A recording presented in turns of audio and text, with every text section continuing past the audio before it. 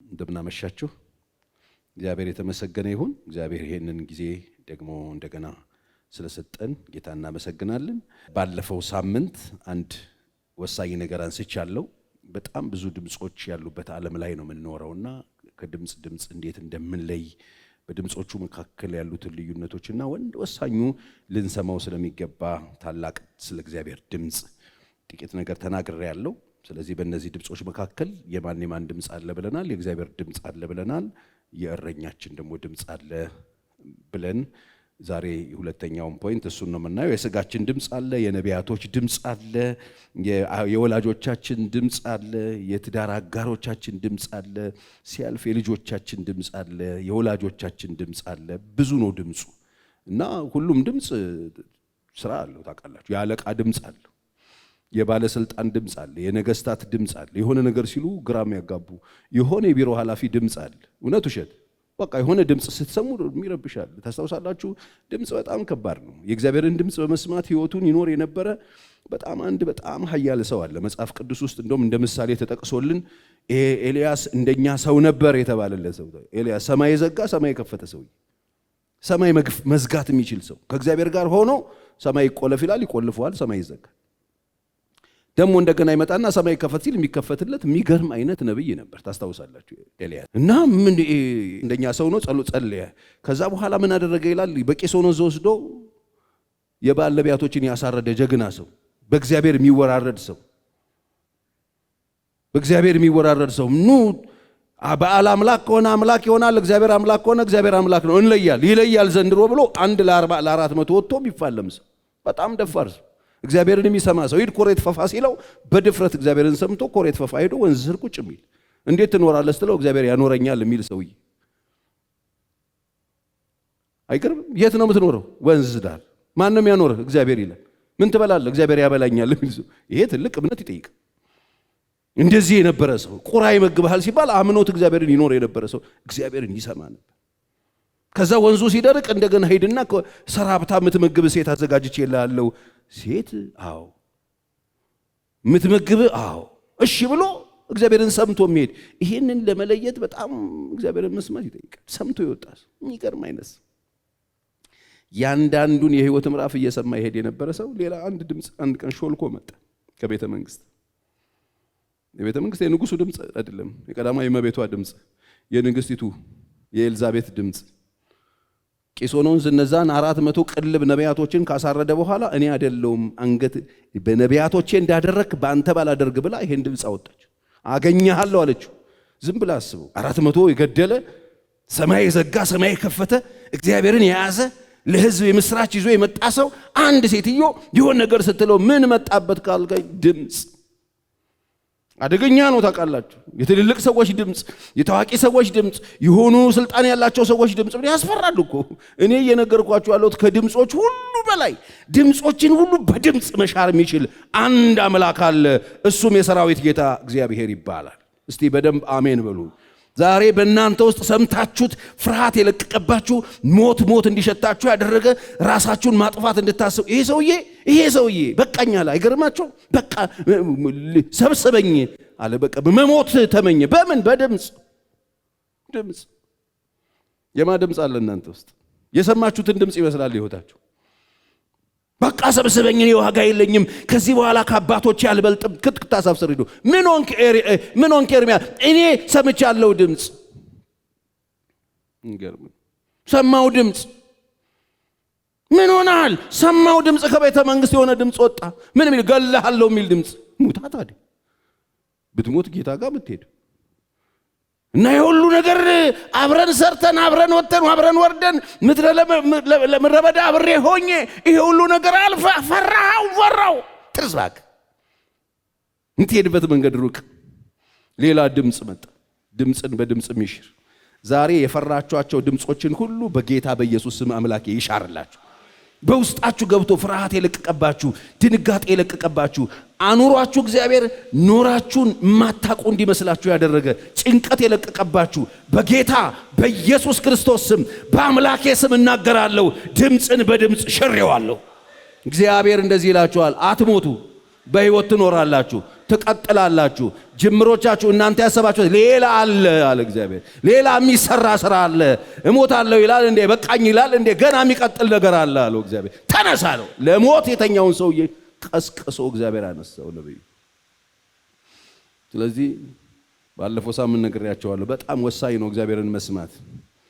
የእግዚአብሔር ድምጽ ምን ያደርጋል? ቃሉ ብርሃን ይሆንልናል፣ ጨለማውን ገፎ ያሳየናል ብለናል። የእግዚአብሔር ቃል እውነት ስለሆነ ያጸናናል፣ ያቆመናል። ሌላ ሁሉ ውሸት ቱልቱላ ነው። ታውቃለህ፣ ሰይጣን ስራው ይሄን ገላለሁ ይላል። ውሸታም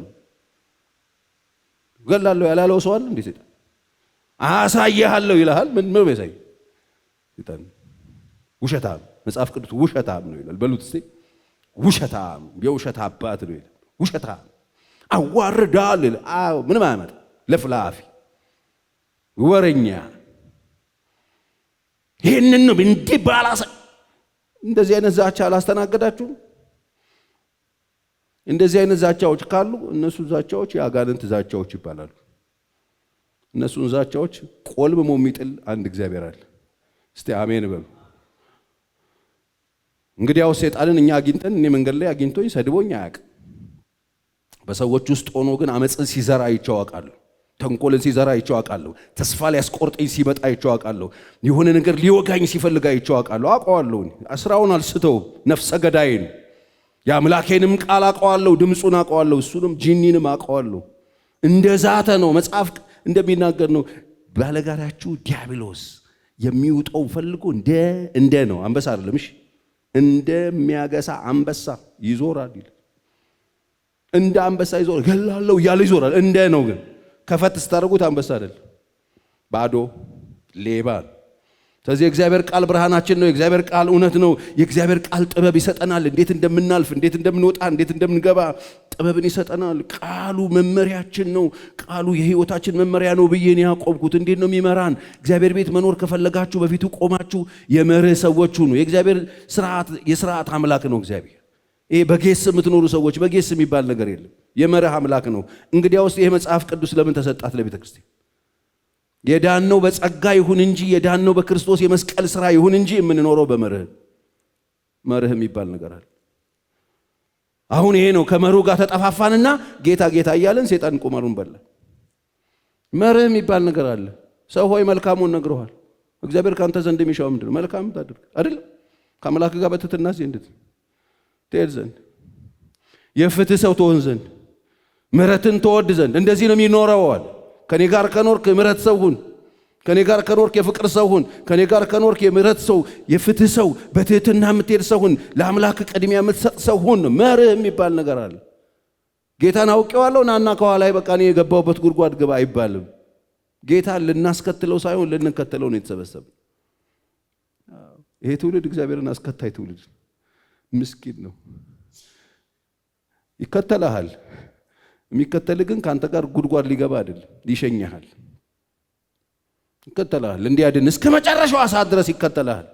ተከተለኝ እያልክ ስትሄድ ኧረ ልጄ ና እሱ ጋር ይቅርብ። አይታችኋል? አንዳንድ ትልልቅ ራሳቸውን ሱሳይድ ሊያደርጉ የሆነ ቦታ ሲወጡ አንዳንድ ሰዎች እንዳትጠጋኝ እያሉ እንደሚሸሹት ሲከተላቸው ያ ሰው እነሱ የሚያደርጉትን ነገር ለማድረግ አይደለም። ምን ሊያደርጋቸው? ሊያድናቸው። ፈቃዳቸው ከሆነ እጃቸውን ቢሰጡት ሊታደጋቸው። እግዚአብሔርም ይከተልሃል ሊታደግ። ተው ልጄ ተው፣ ና ተው፣ ግድ የለም ተው፣ ተረጋጋ፣ ና ተከተለኝ፣ እኔ ያሳያለሁ፣ ጨርሳለሁ፣ እኔ ወንድ ነኝ፣ አሳያችኋለሁ ወንድነቴን ነው። ተው ልጄ ና እያለ ይከተልሃል። ካንተ ጋር ግን ገሃነም አይገባም። ወካውት አድርገህ የምትገባው ራስህ። እግዚአብሔር ለመታደግ ይከተልሃል፣ ሊያድን ይከተልሃል። መሸታቤን ለመሸታቤ ሲሮጥ ሰዎችን ይከተላቸዋል፣ ሊያድናቸው ይከተላቸዋል። አብሯቸው አይደለም መሸታቤን ለመሸታቤት የሚዞረው፣ አብሯቸው የሚያረጉትን ለማድረግ አይደለም፣ ለማዳን ይከተላቸዋል። እኛ የምናመልከው አምላክ የምንከተለው ነው። ተከተሉት እንጂ አታስከትሉት። ባለፈው ይሄን ተናግሬያለሁ። የእግዚአብሔርን ቃል ስሙ፣ በእግዚአብሔር መንፈስ ተመሩ። ስለዚህ ጽድት ያለ የዳነ ሰው ኑሮ መኖር ከፈለጋችሁ እግዚአብሔርን ስሙት። ከዛስ ፓስተር ቸሪ እግዚአብሔርን ሰማን። እሺ እንዴት ነው የምንሰማው? ቃሉ ብያችኋል። በየግላችሁ ጊዜ ኑራችሁ የእግዚአብሔርን ቃል አንብቡት። ማንዋላችሁ ነው። ማንም ሳይሸቅባችሁ በእግዚአብሔር ፊት እየጸለያችሁ ግለጥልኝ፣ አስተምረኝ እያላችሁ ቃሉን ተማሩ። እግዚአብሔር ይናገራል። በአንድም በሌላም መንገድ ይናገራል። ከፍታችሁ አንብባችሁ ባነበባችሁት ነገር ይናገራችኋል። ከፍታችሁ አንብባችሁ ካነበባችሁት በላይ እግዚአብሔር ይናገራችኋል። አስገራሚ ነገር ያሳያችኋል። አካሄዱ እንድትረዱ ጥበብ እንድትማሩ ኦኬ ብላችሁ እንዲገባችሁ ያደርጋል። ዝም ብሎ እግዚአብሔር በዚህ ቃል ውስጥ ዝም ብሏችሁ ይናገራችኋል። በቀደም ከዚህ ስንሄድ ልጄ እየነገረኝ ነበር። እግዚአብሔር ዝምታው ንግግር ነው እያለ ይናገራል። እግዚአብሔር ዝም ሲልም ንግግር። ስለዚህ ሁለተኛ የእረኛህን ድምፅ ስማ። እግዚአብሔር ቀጥሎ የሚሰጥህ የእግዚአብሔርን ቃል ስትይዝ ቀጥሎ የሚሰጥህ ህብረት ነው፣ ቤተክርስቲያን ነው፣ እረኛ ነው፣ መጋቢህ ነው፣ የሚመራህን ሰው ይሰጥሃል። እግዚአብሔር ቸር አይደል? እግዚአብሔር እኮ ቸር። የእረኛችሁን ድምፅ የአባቶቻችሁን ድምፅ ስሙ። መጽሐፍ ቅዱሳዊ ጥቅስ ልስጣችሁ። ዕብራውያን 13:17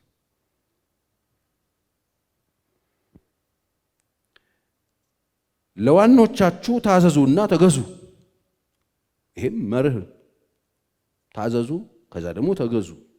እነርሱ ስሌትን እንደሚሰጡ አድርገው ይህንኑ በደስታ እንጂ በሐዘን እንዳያደርጉት ይሄ የማይጠቅማችሁ ነበርና ስለ ነፍሳችሁ ይተጋሉ። ለዋኖቻችሁ ተገዙ። ዋና አድርጋችሁ በሕይወታችሁ የምትሾሙትን ምረጡ። የእግዚአብሔርን ቃል ስታነቡ ሲገባችሁ ብርሃን ሲያገኛችሁ ነው መምረጥ የምትችሉት። ከመረጣችሁ በኋላ ስሌት ነው ይሄ ለእናንተ እግዚአብሔር የሰጣችሁ ነው። ታዘዙላቸው። ለምንድን ነው የምንታዘዘው ፓስተር ቸሪ? ለምንድን ነው የምንገዛው ካላችሁኝ እነሱ ውስጥ እግዚአብሔር ያስቀመጠላችሁ ነገር ስላለ። አንድ የሚታየኝ በዚህ ትውልድ መካከል የማየው ችግር ይሄን ነው። ብዙ ጊዜ እናገረዋለሁ፣ ዛሬም ልድገምላችሁ። ሰይጣን ሁለት ነገር አይወድ። ሁለቱንም የማይወዳቸው ነገሮች የእግዚአብሔር ናቸው። እግዚአብሔር ምድር ላይ አለኝ የሚላቸው ሁለት ነገሮች አሉ። እነዚህ ሁለት ነገሮችን ነው እግዚአብሔር ቁጭ ያደረገው። አንደኛ ቤት አይወድም። ሰዎች ቤተሰብ እንዲኖራቸው፣ ቤት እንዲኖራቸው፣ ትዳር እንዲኖራቸው፣ ቤተሰብ መስርተው አርፈው እንዲቀመጡ አይፈልግም። በአንድም በሌላም ቤትን ይመታባቸዋል። በአንድም በሌላም ቤትን ፍላሽ ያደርግባቸዋል። ቤት የሚባለው ነገር፣ ቤተሰብ የሚባለው ነገር ካፈረሰብህ አንድ ለባዶ እየመራህ ነው። እሱን ይመተዋል መጀመሪያ። ስለሱ ያላችሁ አስተሳሰብ እንዲበላሽ አትሊስት ተበላሽቶ እንኳን መበላሸቱን እንደተበላሸ እንዳታስብ ያደርጋል። አንዱ ይሄ ነው የሰይጣን ታርጌት። ለምን ሲባል ሰዎች በግል የተሰጣቸውን ስልጣን የሚለማመዱበት ቦታ እሱ ስለሆነ ቼክ ይዞ እግዚአብሔር ሮልን ለባልም ለሚስትም ለልጆችም የተሰጠውን ነገር የሚያይበት ቦታ እሱ ስለሆነ እሱን አጣጣላችሁ፣ አዋርዳችሁ፣ አሳነሳችሁት እንደምንም ማሰብ ስትጀምሩ አንድ ለባዶ ተበርታችሁ። እስቲ ይህን ጄኔሬሽን ጠይቀው። ትዳር ስትሬ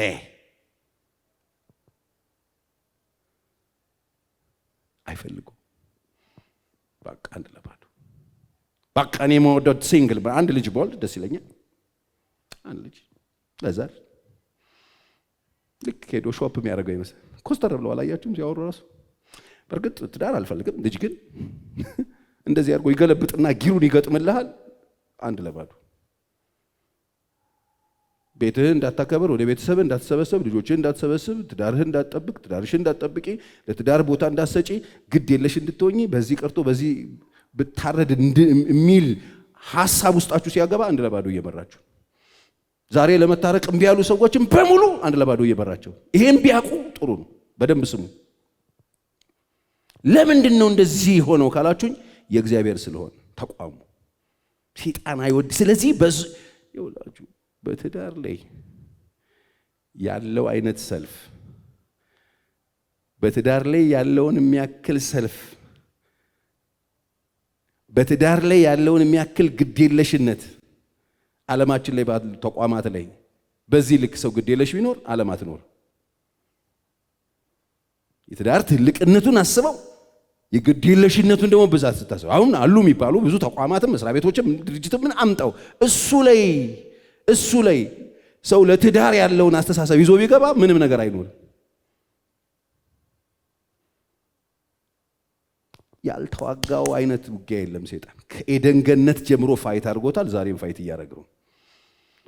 ለዚህ ነው ሰከን ማለት ያለባችሁ። እኔ መሰለኝና ደሳለኝ ብሎ የሮጡ ፈንጂ ይዞ ለማፍረስ መሮጥ ከሰይጣን ጋር እንደመሰለፍ እንደሆነ ቁጠሩት። ለዚህ ነው ባትገቡ የሚሻለው። ከገባችሁ በኋላ ግን የምትሞቱበት ቦታ እንደሆነ ተናግሬ አይወደውም። አንድ እሱ። ሁለተኛ ሰይጣን በጣም የሚጠላው ቤተክርስቲያን መንፈሳዊ አባት እንዲኖራችሁ አይፈልግም። ለምን? ተጠያቂ ልትሆኑ ነው። ቁጥጥር ይኖርባችሁ። የት ነሽ? ምን ታደርጊያለሽ? ማን ነው እሱ? ምንድነው እሱ? የት ነው ያለሽ?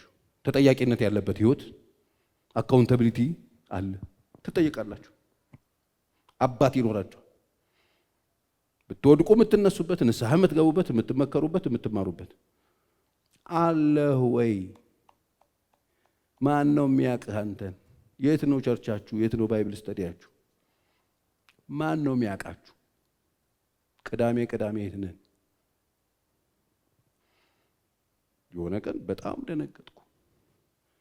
እየሄድኩ መንገድ ዝግትግት ሲል ከሆነ ያሪስ ውስጥ ማቃት ልጅ እየሮጠች ወጣችና ዙር ባጫቱን ተቀብላ ከውሃ ጋር እየሮጠች ይዛ መኪና ውስጥ ስትገባ ባያት ዋው! የት ነህ? ቤተ ክርስቲያን ከመታባችሁ፣ መንፈሳዊ አባት ካሳጣችሁ 2-0 ተመርታችሁ። ሁለቱንም ከመታባችሁ በኋላ ሰይጣን ከናንተ ምንም አይፈልግም። ወቁ፣ አይዋጋችሁ። ሆረር ህልምም አታዩ።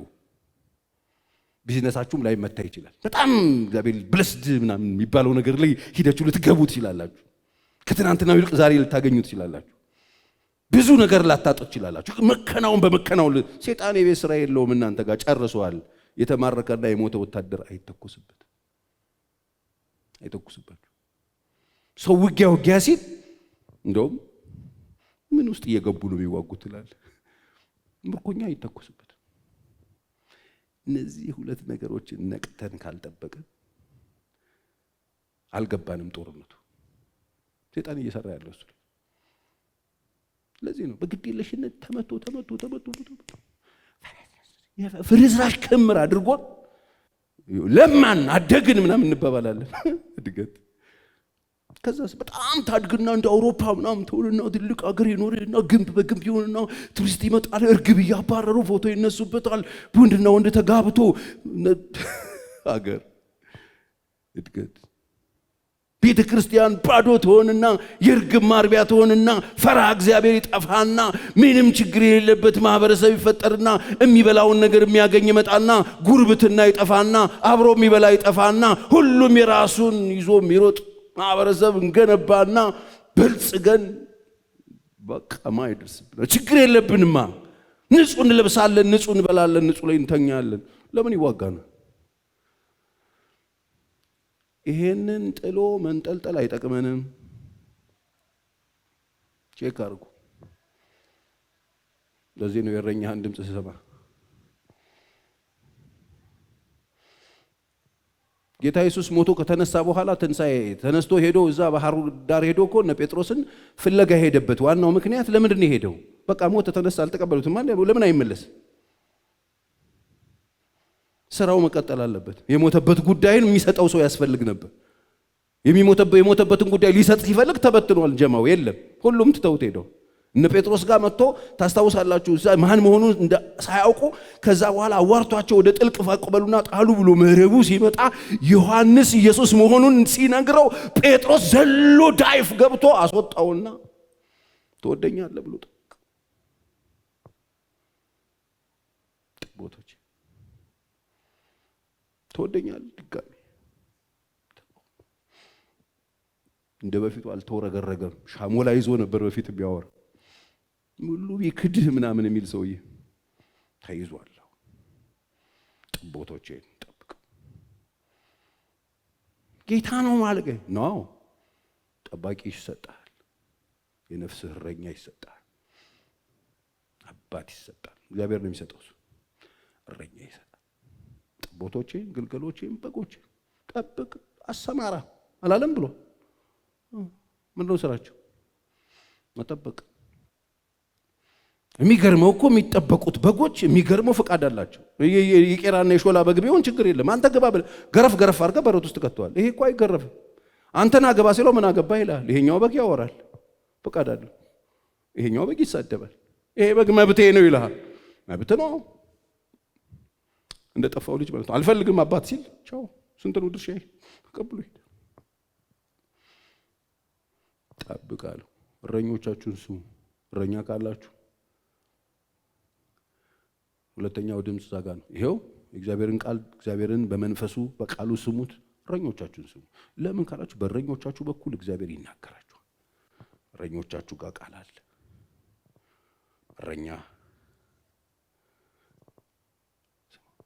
እረኛዬን እስኪ ድረስ ነው የምሰማው የእግዚአብሔርን ቃል እስከተናገረ ድረስ። እረኛ እላዬ ላይ መጥቶ እረኝነቱን ትቶ ነጋዴ ሆናለሁ ሲል እንዳትሰማው። እረኞቻችንን የት ድረስ ነው የምንሰማው? የእግዚአብሔርን ቃል እስከነገሩን ድረስ፣ የእግዚአብሔርን ቃል እስካስተማሩን ድረስ። ከእረኞቻችን ጋር የምንለያየው የእግዚአብሔርን ቃል የጣሉትና ሌላ ትርኪ ምኪ ያመጡብን ቀን ትጠብቃለህ፣ ሲመርዝብህ ጥለው ትሄዳለህ። ችግር የለም። የእግዚአብሔርን ቃል እስከነገሩን ድረስ የምንሰማው ቢያመንም ቢመረንም የምንሰማው እረኛ ያስፈልገናል። እግዚአብሔር እኛን ለመጠበቅ የተጠቀመበት ሜትዱ ይሄ ነው። ቃሉን ሰጠን፣ መንፈሱን ሰጠን። ሰው ነው የሚሰጠን። አላችሁ ወይ? እዚህ ላላችሁ ብቻ አይደለም፣ የተለያየ ስፍራ ሆነው ለሚሰሙኝም ነው። ብዙ ሰው ቸርች የለውም። አሁን ዲሽ ነው ያለው፣ ዩቲዩብ ነው ያለው፣ ቲክታክ ነው ያለው አለው። የመረጠ ያያል። እንደ ድመት ሶፋ ላይ ግልብጥ ይላል፣ ይደዋወላል። ሌሊት ሄዶ ለእርድ ሄዶ ይበለትና ይሸጣል። አረቄ ቤት ነው የሚሸጠው።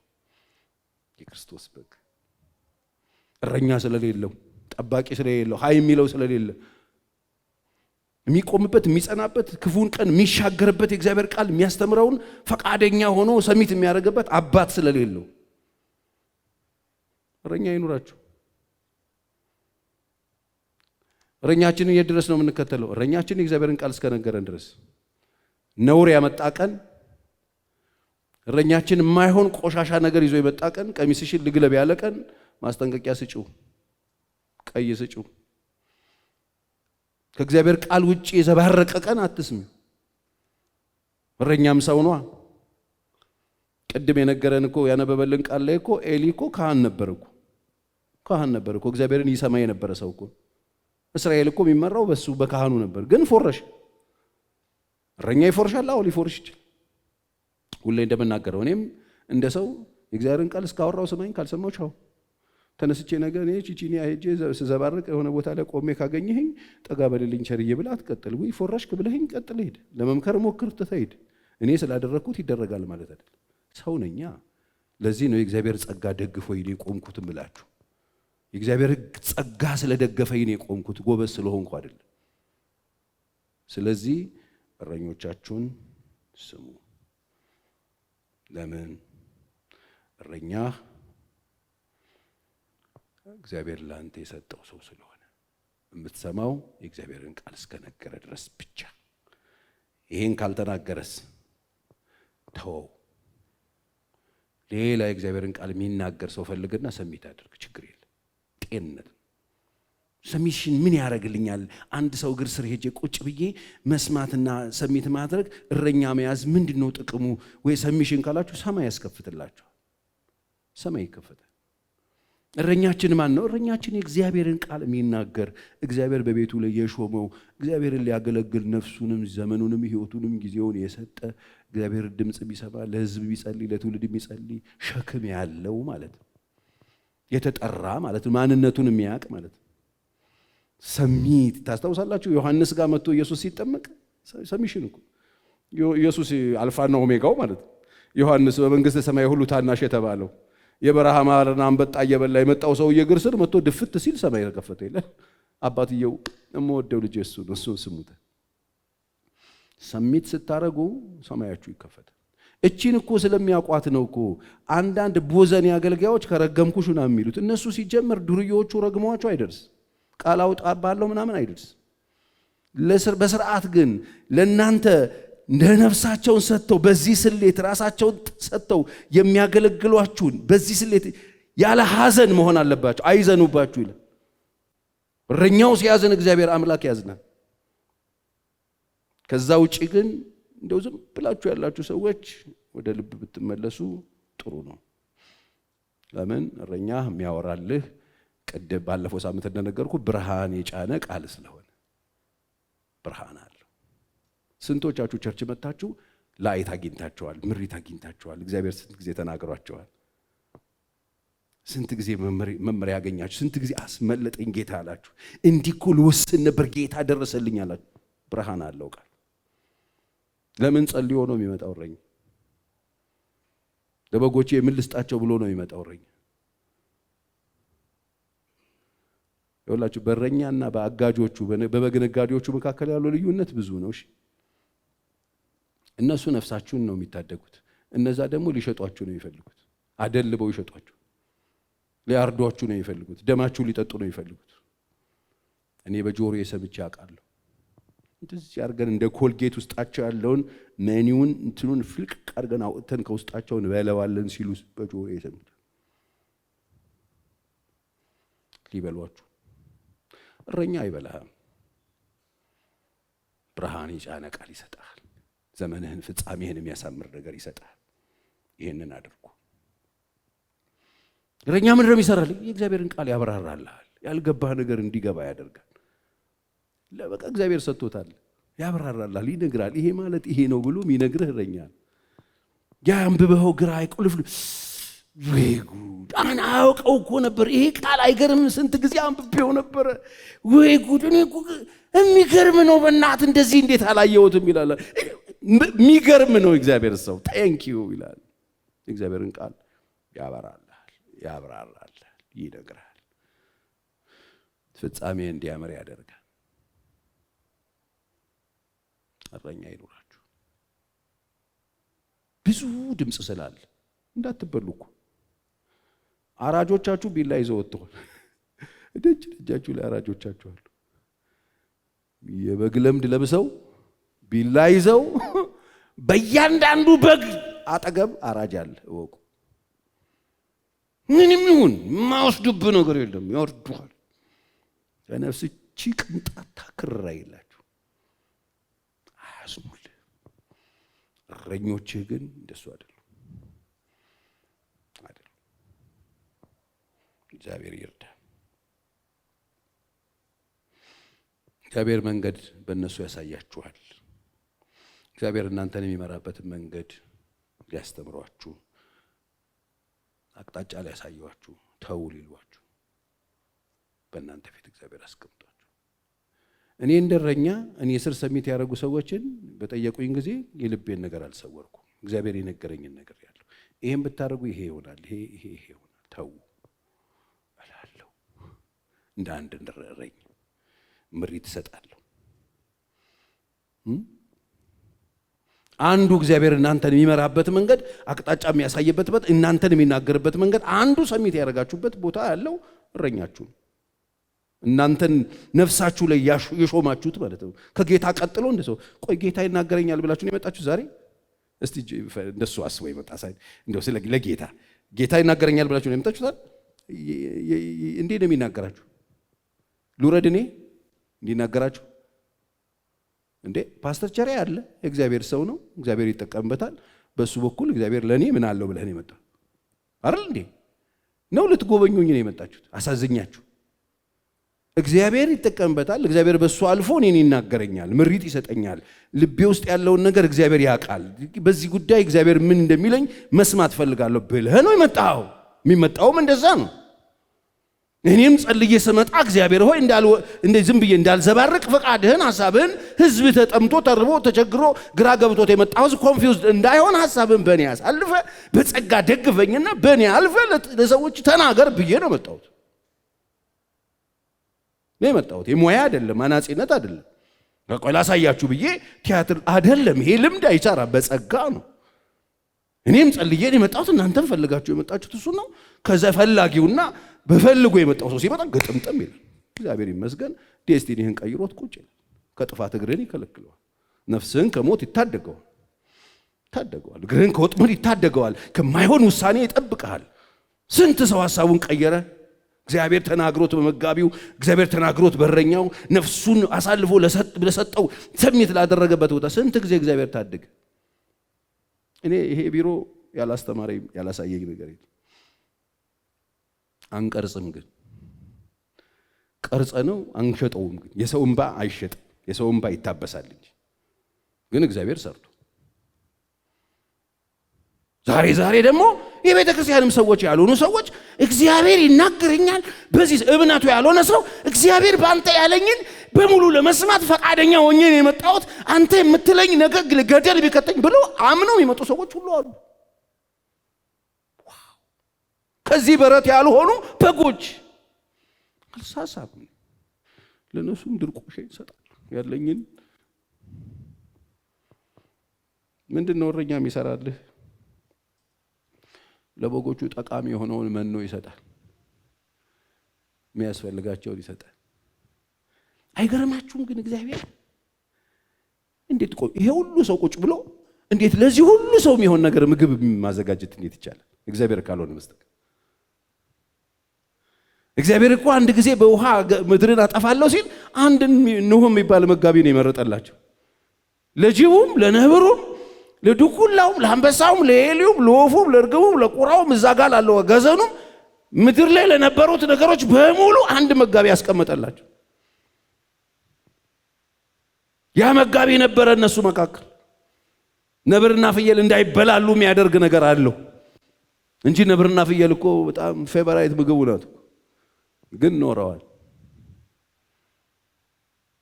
ሰው እንዳይበላላ የሚያደርገው ነገር ምንድነው ካልከኝ መጋቢ እረኛ። ቤተ ክርስቲያን መጥቶ ነብር የነበረው ሰውዬ ፍየል ሲያገኝ እንዲበላት አይደለም፣ በሰላም አብረው እንዲኖሩ የሚያደርግ እንዳይበላሉ የሚያደርግ መኖ ምግብ አለውማ እረኛ። ጊዜውን የሰጠ እረኛ፣ ለእግዚአብሔር ራሱን የሰጠ እረኛ። ስለዚህ እረኛ ያስፈልገናል፣ እረኛ ያስፈልገናል። እግዚአብሔር እናንተን ሊመራ የሚችልበት መንገድ እነሱን ነው። ጠቃሚ ምግብ ለእናንተ ያስቀመጠበት ቦታ ነው። ስለዚህ ይሄ እውነት ሲገባችሁ እረኞቻችሁን፣ መጋቢዎቻችሁን፣ እግዚአብሔር የሰጣችሁን መንፈሳዊ ነገር የሚሰጧችሁ ሰዎች በጣም የምትወዱ መውደድ ብቻ አይደለም በጣም የምትጠብቁ ሰዎች ትሆናላችሁ። ዛሬ እኮ የበላበትን ወጭት የሚሰብር የመገበውን መጋቢ የሚበላ በልቶበት ተርፎበት እሱ የሰጠውን ውሃ ጠጥቶ ረክቶ ወጥቶ ከዛ እሱንም የመጋቢውን የሚበላ እኮ ማህበረሰብ ነው ያለው። አልተግባባም ነገሩ። እግዚአብሔር እናንተን ሊታደግ የሚሰጣችሁ ሰው ነው። መንገድ ሊያሳያችሁ የሚሰጣችሁ ሰው ነው። እውነት ነው። በዚህ ሊናገራችሁ ይችላል፣ በመንፈሱ ሊናገራችሁ ይችላል፣ በቃሉ ይናገራችኋል። እናንተን የሚመራበት ቃሉን ብርሃኑን የጫነ እውነትን የሚነግሯችሁ አቅጣጫ የሚያሳዩአችሁ በህይወታችሁ የሚያገባቸው ሰሚት ያረጋችሁላቸው ሰዎች ካሉ ይሰራባችኋል። ለምንድን ነው ከእናንተ መካከል የታመመ የቤተክርስቲያን ሽማግሌዎች ይጥራሉ?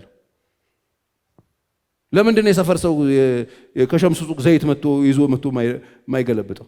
አይደለም፣ አውቶሪቲ። እግዚአብሔር በሰጣቸው ስልጣን ጸልየውላችሁ ይረዷችኋል። ጸልየውላችሁ የእግዚአብሔርን ምሪት ይሰጧችኋል። ቃል ያካፍሏችኋል። ለእናንተ ለነገ የሚሆን ስንቅ አላቸው። መጋቢዎቻችሁን ውደዱ። ይህንን የእግዚአብሔር ቃል የሚያስተምሯችሁን ተቀበሏቸው፣ ስሟቸው፣ እነሱን አዳምጧቸው። አንድ ቦታ ተያዙ። 30 በረት ውስጥ አትግቡ፣ ትሞጨለፋላችሁ። እኔ ዛሬ በጣም ብዙ የተዘረፉ ጴንጤዎች አውቃለሁ።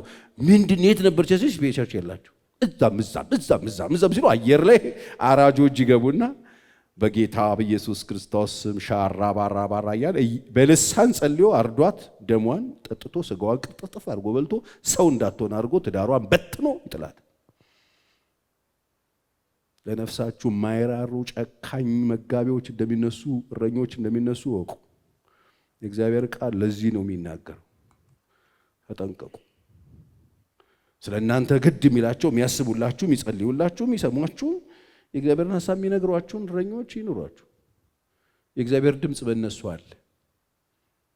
ድምፅ 2 የእረኛችን ድምፅ። እረኛ የበጎቹ ጠባቂ ስለሆነ አትጠብቀኝ ካልክ መብቴ ይከበርልሃል። እኔ በፈቃዳቸው ሰዎች አይደለም በፈቃዳቸው በግድ ሳይሆን ይላል ባይብል በውዴታ ደስ ብሎት ወዶ ፈቅዶ ወዶኝ የሚሰማኝ ሰው ሲኖር እኔ እመግባለሁ። ከደበርኩ ደግሞ መሄድ ለምን መሰለ እኔን ካልሰማኸኝ ካልተቀበልከኝ አልጠቅምህም፣ አይሰራም። እኔ የምነግርህ አንተ ውስጥ አይሰራም፣ አይገናኝም። ስትወደኝ ስትሰማኝ ስታምን የእግዚአብሔር ቃል ይገባና ታሪክ ሰርቶ ቁጭ ይላል።